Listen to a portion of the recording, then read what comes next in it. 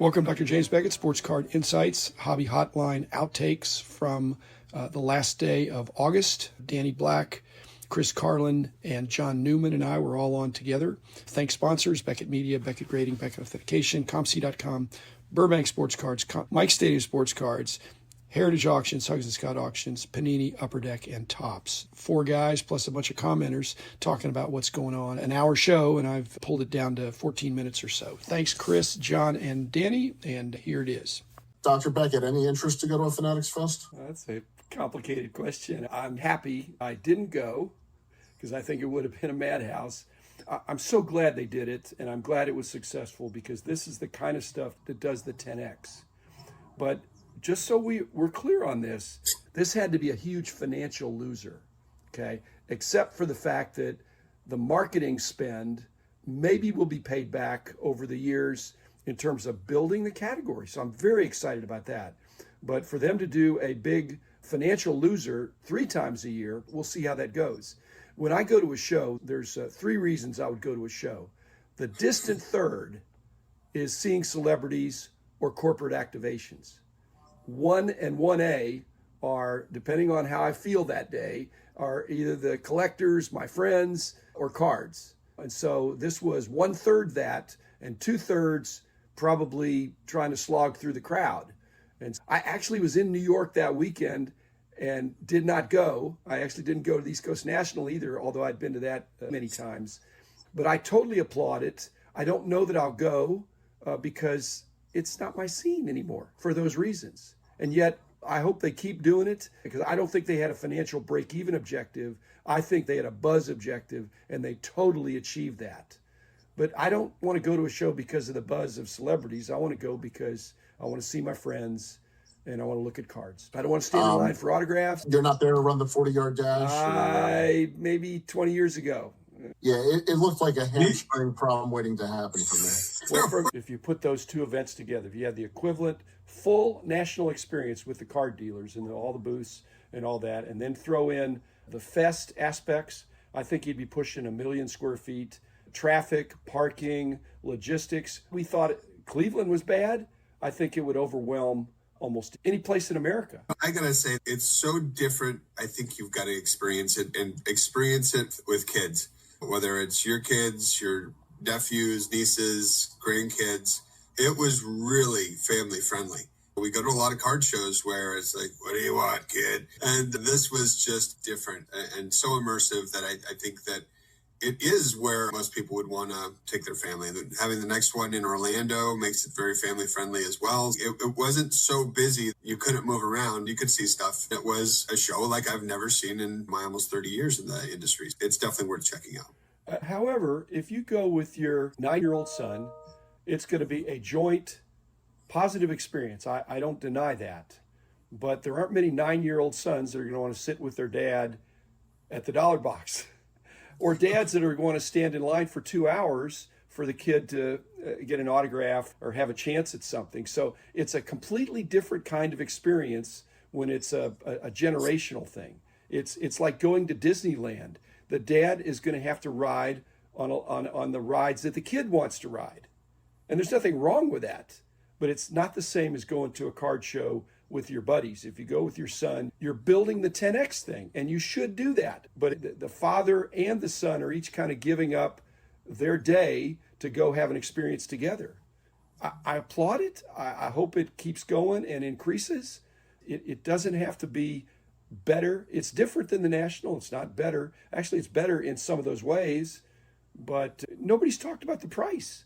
When you go with your son, I think the National has free admission for kids. I don't think this was free admission for kids. Even they still lost money. I'd like to see free admission or drastically reduced admission. And then to me, that'd be cool. For the fest. I definitely think it was pricey as an entry-level first show. They were trying to build it up, and the price added some cachet to the experience. But there was some open dealer tables I saw, and I think they'll get the kinks worked out. The next one in Orlando is going to have more of a card show presence. A lot of people are talking about the Burbank show. Chris, Carlin, if you guys were there, but I heard that was fantastic. Again, more of that traditional card show, but there was incredible product in the room, all the right dealers, tons of foot traffic, really busy. It was one of our best shows since the National. It was interesting. Friday afternoon, who comes walking through the hall with Rob Veras, Michael Rubin, and Mike McMahon and their team. Interesting how they're just seem to be much more serious about events and looking at them in a bigger way. We're talking about the card manufacturers. There's two ways for Topps, Upper Deck, Panini, any of them to grow their business.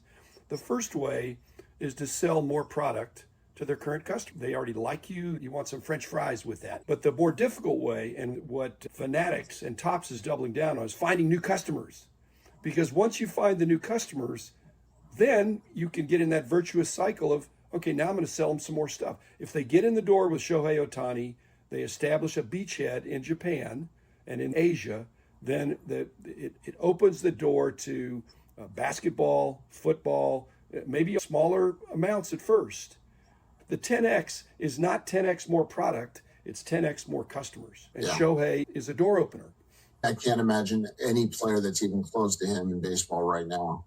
I am not saying Upper Deck made Michael Jordan, but the fact that Upper Deck prominently positioned Michael Jordan in this industry to be a tough autograph and to be the prime card, that added to Upper Deck success, even though some was UDA and all that. And so for Shohei, who could be the next Michael Jordan type guy, just the idea that there's so much focus on him is not just good for Topps, it's good for the whole industry, and it's going to be good for him. He's still got to produce like Michael Jordan did, but every indication is that he can. And he might even bring back pitching. And what do you do for an encore? I'm going to win Cy Young as well. I think winning a Cy Young is a bigger deal than him being on a world championship team this year. That's my editorial statement. Dr. Jim, I remember when we were putting out Jordan content at Upper Deck and people were saying, you're watering it down. There's too much Michael Jordan autographs out there. And we're like, gosh, there's really not. We were always very careful with his signature not to overuse it. And he was always very careful as well. He didn't want to sign till the cows came home. And that's one of the reasons why he liked working with Upper Deck, is we made it so simple and easy for him to sign.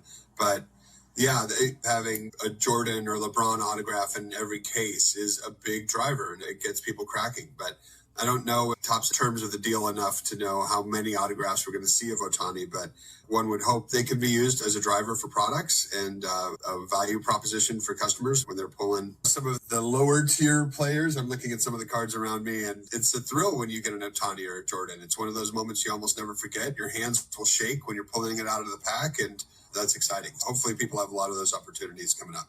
Okay, so the deal is 1,000 Ohtani autographs. If it is, how about 1,000 one-of-ones? And you put one in each case of some of these products.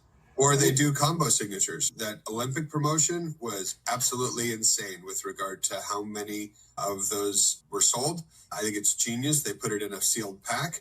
I have mine coming right now too, so I can't wait to get it. Topps has really done an effective job at these hard chases that everyone is getting in on, whether it be the Tom Brady autographs or now this triple autograph of Durant, LeBron, and Steph. It's driving revenue. It's creating excitement in the industry, even if not everyone is going to walk away a winner.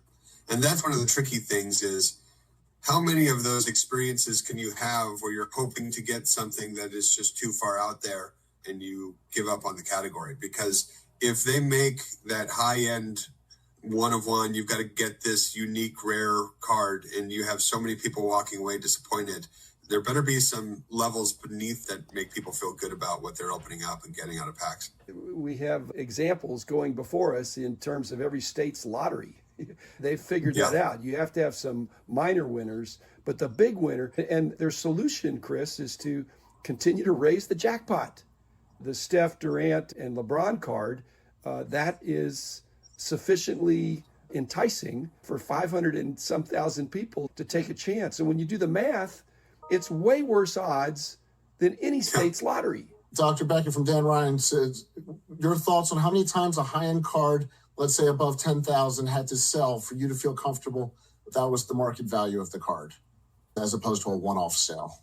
I can answer that personally for me, like Card Ladder, when they're trying to vet whether it's a real sale or not. When I could personally do that. But our guys, our team, back in the day, there just weren't very many cards that were above $10,000 in the 80s or even in the 90s. So they were way more conservative than I was. In fact, they wouldn't price cards that were serial numbered to 25 or less, which I would have done. But then by that time, I was the CEO and I wasn't in the trenches anymore. And they just said, we don't have confidence in putting prices. We're trying to level the playing field and provide a fair basis for what these cards are selling for right now, last month. So they wouldn't do it. Big releases this week, and one we need to talk about definitely is Topps Composite Football. This is the NFL unlicensed, but player licensed. And let me just show, this is CJ Stroud. And so it's Topps Chrome Black on the composite football. Wonder what you guys thought of the picture first of all. Does it matter that the team portion is not licensed? This is Topps' version of Chronicles, which I actually liked. Panini Chronicles, not the first couple years, but the later incarnations of it when they included all different brands of the card. I know some people didn't like it. The pictures I've seen, I haven't opened it yet. I'm not even sure I will. I like the designs of what I've seen pictures-wise and spec sheet. For some people, being unlicensed is a deal breaker. That's where the conversation ends for them. For me, I'm not there. I'm still a card design guy. If the cards are well designed and they look good, CJ Stroud, TJ Watt, they're still great players, even if you don't see a Steelers or Texans logo on their helmets. Other people just won't even have a conversation if it's not licensed. And they're not wrong. That's their opinion. What I've seen is sharp. And really, there's no more bad products. With the breaking world, right? Everything, in a sense, will sell out eventually if that's the way it goes. So they're not good. It's just who buys the product, right? You like it, you buy it. You don't, you don't. Guys, this is controversial, but it's come up in my discussions about the Star Company. But the card manufacturer, the company brand, can frequently be more important than the licensing status. And so when you see Topps Composite, it's Topps. And for many people, that's end of story. It's a Topps card. How could it not be a legitimate card?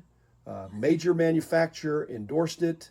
Then you don't flip it over on the back and say, oh, they don't have this kind of licensing. The new collector, I don't think cares. In fact, if it goes for less money, they might perceive it as a bargain. I am shocked the NFL is allowing them to take such liberties with the design and the photographs. Even being able to see a bit of the team logos is usually a no, but it goes to show the NFL is very interested in seeing Topps and Fanatics succeed as their partner for the future. They're looking the other way. Yeah. If you look at this, you might not even notice there's not a logo. If Panini or Upper Deck made a card like that, they would be sued, in my opinion. I did a double take when it first came out to make sure I was pulling up the right images, because it looks like that could just be the pose in the regular jersey. How do you think this impacts historical value of cards made by Leaf over the past decade? And I assume the question's really pajama cards in general, not just Leaf. People are much more accepting of those than they were 5-10 years ago. And I'll say Kevin O'Neill's departure at Leaf was a bit surprising to me, but not totally. He did a lot to right that ship and make sure that Leaf was seen as a more credible and viable type of product, even though they were still doing some pretty wild things, but it had gotten better. And even when I see custom cards, there are so many people out there that make incredibly cool custom cards that have no licensing at all, but they're just like the dream cards we always wanted. Printing technology has come far enough along, and people have gotten good enough with graphic arts to make their own compelling offerings too. But be careful if you do that, because you could be sued very quickly. We're not a random sample here. We're more veteran collectors can dichotomize things like that. I want to collect these brands, but not these brands. This brand, the history of it, I've seen it, and I'm just not going to collect them. The new collector just says, hey, these are cool cards out there. It's just a nuance to them. They may not even notice, like I said, the brand. It's a card that's available at a card show and it looks interesting. And oh yeah, it doesn't have a logo on it, or it's done by this company I haven't heard of, or it's a custom card. It looks interesting. Newer collectors, it's a nuance they don't care about. Veterans say, hey, that's not as good. They're talking to themselves. I think the name on the brand carries more weight than the logos. Obviously, there's brand loyalty in the hobby. I don't think that'll ever change. Would I rather have a team logo than not a team logo? For sure. The man in the house of cards. The man